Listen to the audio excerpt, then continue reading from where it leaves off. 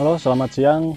Assalamualaikum warahmatullahi wabarakatuh. Vlog saya kali ini, saya akan mereview Matic dari brand Honda, yaitu Honda Vario ESP 150 generasi pertama tahun 2016.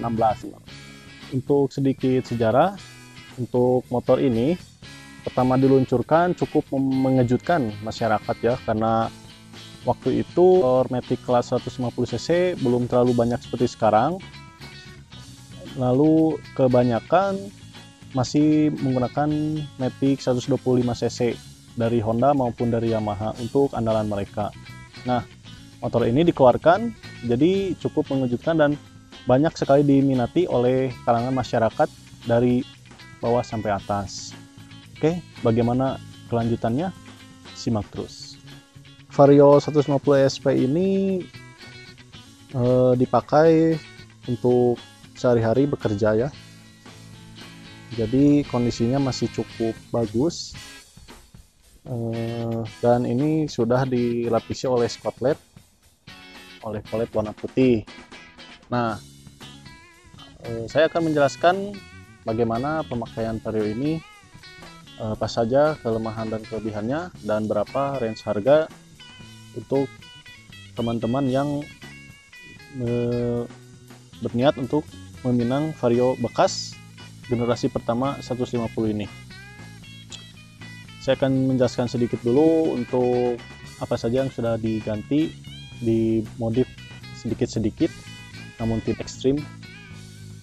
Nah, Vario ini sudah diganti visor bagian depan, variasi visor ditambahin, lalu pertama tadi sudah di skotlet, lalu cakram sudah diganti, masih tetap pakai yang lokal, ada penambahan aksesoris sedikit di sini. Lalu ciri khas motor-motor Jepang memakai cakram jari Nissin karena memiliki kualitas yang cukup worth it mungkin. Nah guys, bahannya juga ini masih orisinil, masih awet. Kenapa awet? Karena pemakaian hanya pagi hari dan sore hari. Karena ketika pagi dan sore hari aspalnya sudah dingin, jadi ini bahan orinya masih menempel saja di Vario ini. Nah, ini kondisi dari spakbor masih bagus, pelek juga masih bagus. Dan di sini ada penambahan aksesoris untuk pijakan kaki, masih aksesoris lokal, model yang cukup unik dan cukup bagus, tapi berlogo Vario Techno. Kita ke atas sedikit. Nah, ini ada tempat penyimpanan untuk Vario 150, cukup sederhana, tidak terlalu besar, masih mungkin sedikit lebih besar Honda Beat malah, apalagi yang di sebelah kanan itu sangat rendah sekali. Kalau menyimpan barang di sini cukup harus hati-hati.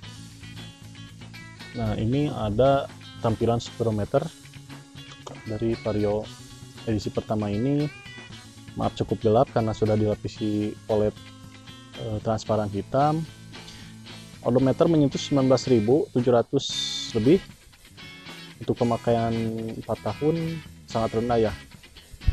Nah, untuk bagian spion kita lihat sudah diganti dengan spion variasi yang cukup kecil namun teduh ketika melihat cermin spion ini.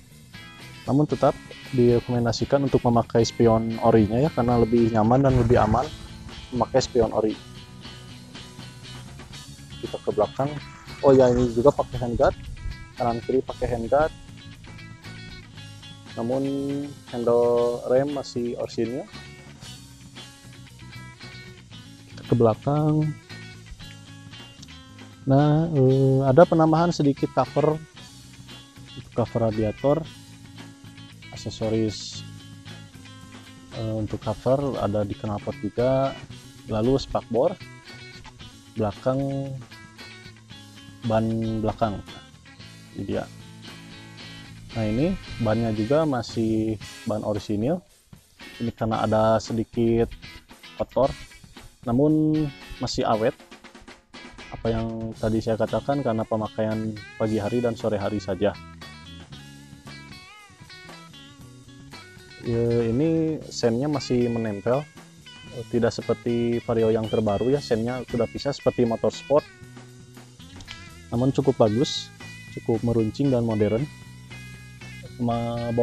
Masih memakai bohlam, belum LED, hanya untuk lampu depan saja yang sudah memakai LED. Ini dia tampilan dari Vario edisi pertama 150. Nah, kita lihat bagian bagasinya. Oke teman-teman, di sini ada beberapa pengaturan. Di sini ada untuk mengunci ya. Si teman-teman sudah pada tahu keadaan off, ini seat, ini on untuk menyalakan mesin. Nah, untuk seat kita gunakan ke seat, lalu kita tekan ini, lalu bisa dibuka. Nah, kapasitas tangki Vario ini berkapasitas 5,5 liter, tidak terlalu besar, tidak terlalu bisa menyimpan bensin yang banyak untuk perjalanan jarak jauh. Saya selalu berharap kalau mesin yang irit, mesin berteknologi terbaru gitu ya, berharap tangkinya itu besar ya, minimal 8 liter atau mungkin bisa lebih, itu lebih bagus. Nah, ini kapasitas bagasi dari Vario ini, belum masuk helm namun cukup bisa membawa banyak barang-barang penting pun bisa dibawa di sini. Ini dia sip. Nah, kita langsung saja nyalakan mesin. Di sini ada indikatornya, ada idling stop juga, ada temperatur air. Ketika menyalakan mesin, putusan dari dinamo starter itu sangat lembut sekali. Suara mesin dari Vario.